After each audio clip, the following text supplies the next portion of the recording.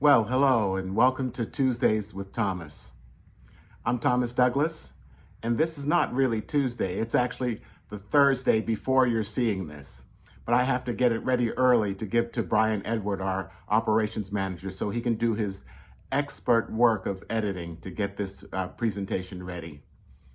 But I'm on the edge of my seat right now, 2 days after Election Day, waiting to find out who our next president will be in January. We'll see what happens.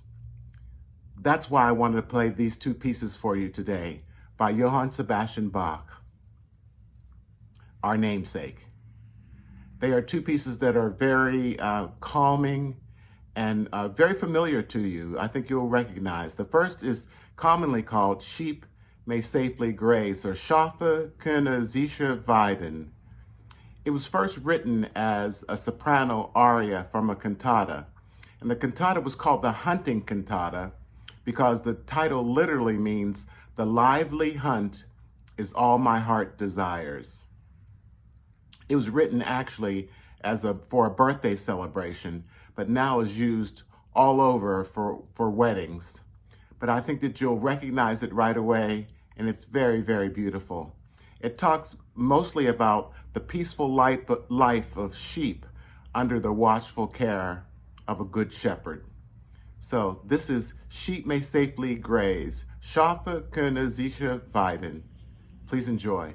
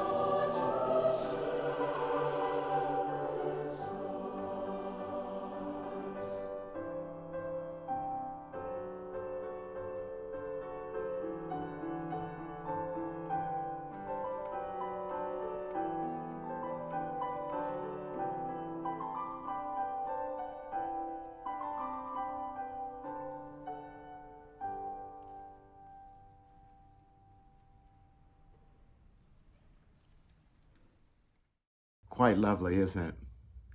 Next is going to be one of my all-time favorite Bach pieces. It's from the cantata Wachet auf, ruft uns die Stimme, which means literally, awake, the voice is calling us.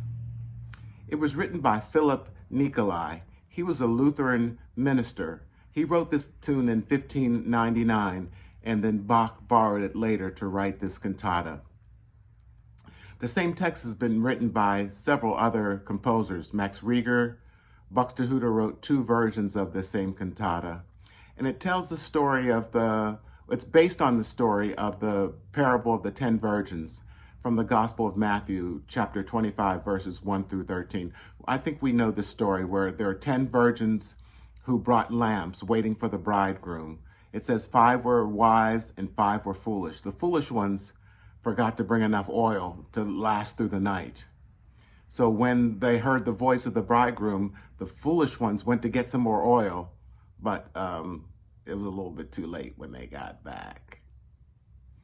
But this is the tune from that cantata, originally written for a tenor solo, but in my arrangement, I like to use all of the tenors singing the same melody. It's quite beautiful, and I hope you enjoy.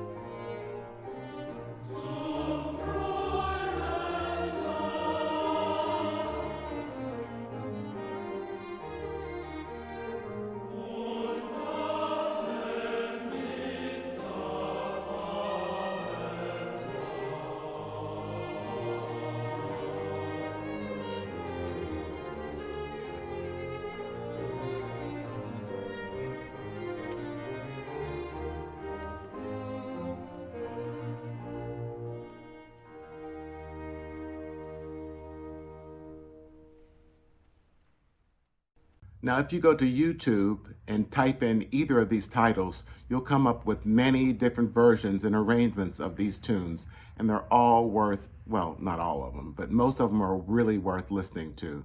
Two of my favorite Bach pieces, and I hope you have enjoyed listening to them. So today we don't have any new questions, but last week we did the broadcast of Smoke and Steel, and we are to have a live question and answer session after that. And we weren't able to because of technical reasons. But I can tell you about the two questions that came in during the beginning of that live time, and we can talk about that. The first question came from Sue Morrison. She said, "How did this concert challenge you and the choir differently than any one before it?" Well, I would say that it challenged us in two ways. Mostly time. We had 10 rehearsals to work on the music before we got with the orchestra. And with the orchestra, there were just 2 rehearsals and 2 performances. And where time comes into play is that it's a brand new piece that no one's ever heard before. Everyone is playing it and singing it for the first time. And to coordinate it in that amount of time was a real challenge for us. And the second way is that it's rhythmically very syncopated. And I think the rhythm of the piece was quite challenging, but some of the rhythms were, they felt pretty natural. So the choir learned them and mixed with them pretty quickly. The second question comes from Bill Tate. He said, "How would you describe Nancy Galbraith's voice as a composer?" That's a really great question.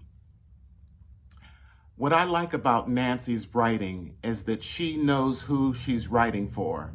She's writing for a specific audience, and she expresses her own voice, but through the lens of a person that she's writing for. So we knew coming into this project that she was writing for people who had an experience or had the knowledge of the history of smoke and steel, of iron and steel in this area. So she wrote kind of folk tunes that when you hear it, you say to yourself, "Oh, that sounds really familiar," but it's a brand new tune, but it has a familiarity to it. I'd say that her voice is really eclectic as a composer. She writes for common people, but she writes for anyone. She covers a lot of genres of music. We've done some of her other pieces, and she can reach any of the listeners that she's attempting to reach. I love Nancy as a composer and as a person. So thanks for being here today with us. Let's keep our fingers crossed about how things are going to go in the next couple weeks in our country and in the world. Keep wearing your mask, please. Don't give up on that. I know we get fatigued. And keep washing your hands.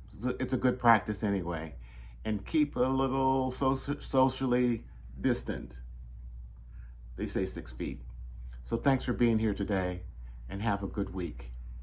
Bye.